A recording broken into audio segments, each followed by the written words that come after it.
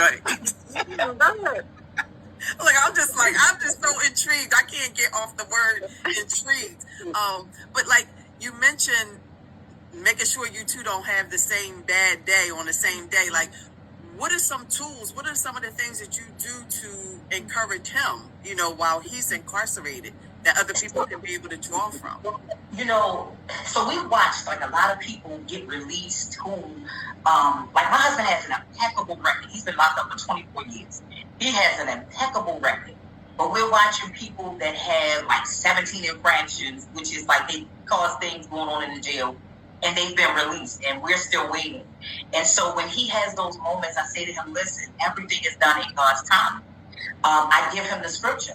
Romans 8:28 says, all things work together for the good of them who love him and who's called according to his purpose. And so because we know that there's a purpose behind everything that God is doing, we have to be patient and wait, because really, what can we do?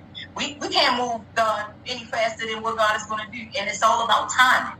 I really believe now that we've moved into the new home, doors are getting ready to start opening. So, they're working on his case. We've got some good news in the last couple of weeks. So I know it's getting ready to happen. And I guess another thing that I can offer to people, if you're, dealing with someone who's incarcerated or even have a loved one, you have to keep them encouraged. We can't be selfish in this, because we're not the ones that's spending the time behind the bars. And I can honestly tell y'all, for me, what most people don't know is that, my daughter's 24. Over 24 years ago, I was locked up, and I was guilty. I had attempted murder charge, first-degree assault, deadly weapon. It was me. I did it. But it was nobody but God that dropped the charges, because I should still be sitting in prison. So it was nobody but God that dropped all of the charges for what had happened, and he released me from that. And so now, whatever I can do to be an encouragement to people, I try my best. Come on now. You better go ahead and preach. He released you from that, okay? And you were guilty. That's a word all by itself, And so we hang nooses around people's neck, you know what I mean?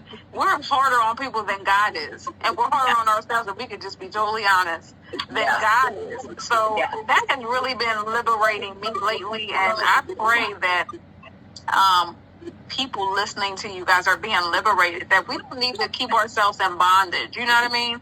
Right. Girl, you said a whole word. Like, you did it and he released you. You know what I mean? So it's like, if God can release us, we can release ourselves and we can release others. So I appreciate you being so open and honest. And I had the pleasure and privilege of speaking to your husband at one point, and so he is a humble man, and he is an excited man, honey, and you can't tell him if God ain't gonna do something for him. So I appreciate just getting to know you briefly and having that brief conversation with him. And I just pray that somebody's watching and listening are encouraged, like even if you're not directly impacted, like jewels will drop tonight that will encourage somebody. I'm telling you, just liberated me. I'm like, what? I'm liberated. I'm free, and I'm freer tonight just by listening to the two of you. So I appreciate it. We're gonna have you back for sure. Matter of fact, we're gonna have both of y'all on here when he get released. How about that?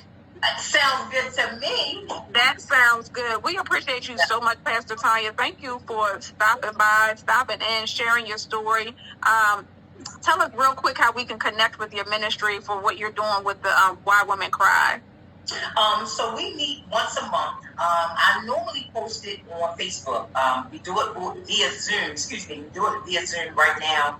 But we're actually getting ready to do a meet and greet either the month of June or July. I haven't scheduled that yet. But it's definitely on Facebook. I have a Why Women Cry Facebook page, so you can reach out there. And then I also have the Healing Hands Deliverance Ministry page as well.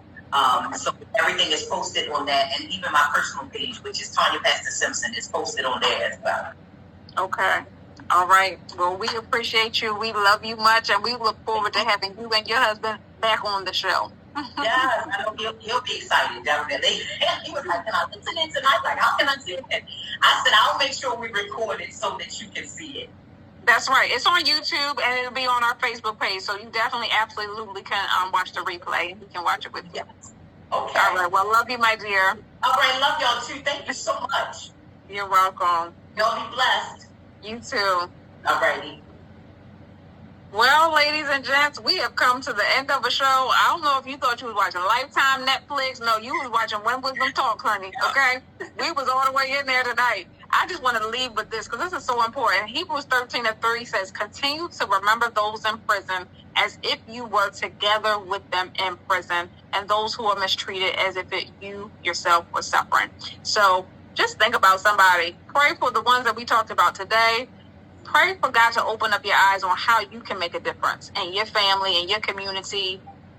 We want these men and women to be released first mentally in their hearts and then prayerfully be physically liberated as well. So we hope that you enjoyed the show. I know Alicia. Alicia. I wish I could put up an emoji, okay? Because I know the one with the popcorn. That was you, honey. You was into that thing. I love it. So we hope that you was into this. That you enjoyed it. We thank you for staying with us as we go past our time a little bit, but it was good. So looking forward to the future books. Looking forward to Pastor Simpson coming on here. Honey, we got a lot to look forward to. So we will see you next Thursday, same time, same place, 8 o'clock. In the meantime and in between time, stay safe, stay blessed, stay in faith. And as Pastor Tanya's reminded us, stay free. You release from that thing. Love it. Have a good night, y'all. See ya.